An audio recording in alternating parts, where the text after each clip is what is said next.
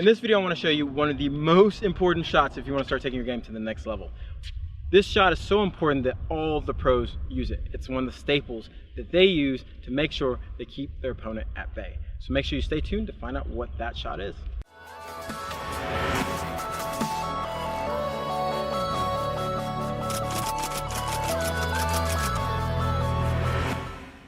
Okay, so if you're wondering what is this secret amazing shot that everybody uses on the tour that's going to keep your opponent at bay, well, it's taking the ball on the rise. So a lot of people I think struggle with taking the ball on the rise. For a long time I used to struggle with taking the ball on the rise until you really figure out why you're supposed to do it and how to do it. So I want to explain first why. Why do we want to take the ball on the rise?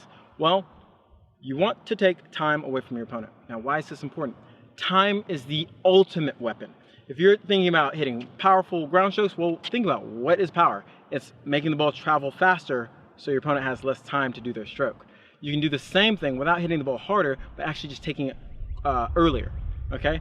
The other nice thing about when you take time away from your opponent, there's nothing they can do. I mean, the only thing that can make up for time is speed. So if you have a really fast opponent and you keep taking time away from them, they're out of luck after a while. There's just nothing they can do. And there's different ways you can take time away from your opponent.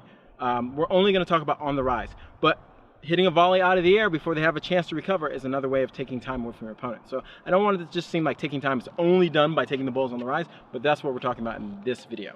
So let's talk about, what are we trying to do when we're taking the ball on the rise? Well, what we want to make sure we're doing is moving up to the ball. This is one of the most crucial parts that we miss. We see the ball and we think, oh, I want to take it on the rise, but we wait too long, and what happens is we get up to the ball and it's too high.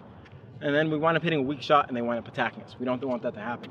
The key is making sure the first two steps are the most explosive. You want to really make sure when you see the ball, you're going to really get up to the area in which you think the ball is going to bounce early enough, and then do some adjustment steps if needed. Okay? Make sure you can use your first two steps to be the quickest so you can really get up there and then make the adjustments. The second part, when I'm getting up to the ball, I'm starting my unit turn and really preparing. The key with taking the ball on the rise is to realize that I'm going to take the ball shoulder high. Usually around head to shoulder high here is where I'm going to try to hit the ball in the slot.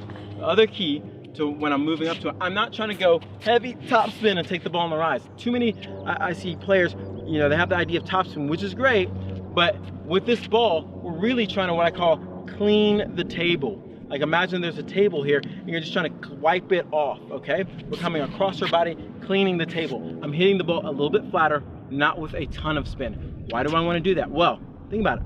The more spin I add to the ball, the more it slows the ball down. So it's working in inverse. We don't want to take the ball on the rise and hit a ton of topspin because we moved up to take the ball on the rise, but we're going to hit a lot of topspin, which is going to actually slow it down. So that doesn't really work. What we want to do is move up to the ball and hit with a little bit of topspin, more drive, so we continue to take more time away from your opponent. The other little note I want to tell you is you don't have to hit this hard. A lot of the people think, oh, I'm just going to take it on a rise and I'm going to hit the crap out of the ball. Well, you don't have to.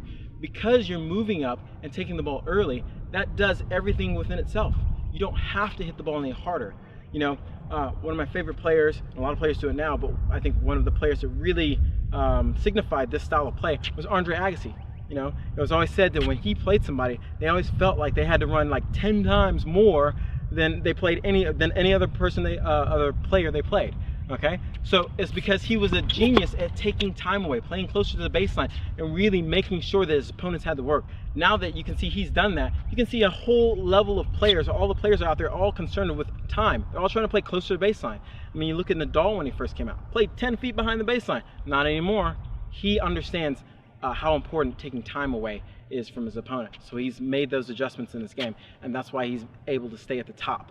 So make sure you're going out and you're moving up to the ball really quick with the first two steps, setting up, making sure we're cleaning off the table, making sure we're making that contact at the right spot. Not too high, not too low. We want to make it above the net so we can hit through the court.